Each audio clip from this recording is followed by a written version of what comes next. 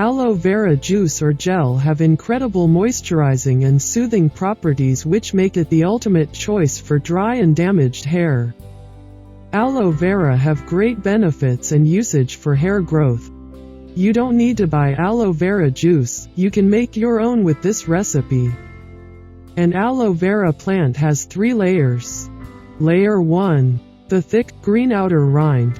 Layer 2. The yellow sap or latex. And Layer 3. The central core or gel. How to make homemade aloe vera juice. Ingredients: water. Aloe vera, 1 large leaf should be enough for a single use. I think it's always best to use freshly made aloe vera juice, so don't make more than you can use over a 2-week period. After you've used this recipe a few times, you will see what quantities work. Method: wear latex gloves if you have them. Break off a few leaves from the aloe vera plant, Aloe barbadensis. The leaves closer to the ground are more mature and richer in minerals, so go for those.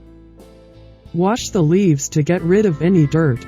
Using a shape knife, peel off as much of the green, thorny rind as is possible, as well as the yellow layer that is just beneath the rind. Place what remains in a blender with some water. Blend well, then strain to remove any bits.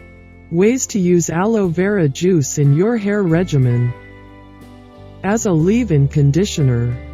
This is what you'll need: 50 ml of distilled water, 1 tablespoon of aloe vera juice, 3 drops of glycerin, a light oil of your choice, sunflower, wheat germ or almond will do. Mix these ingredients together. Keep your leave-in detangled refrigerated. Gently mist your hair with this aloe vera juice on your tresses each morning. This will help keep your hair refreshed and moisturized. Don't forget to seal with, at the very least, olive oil.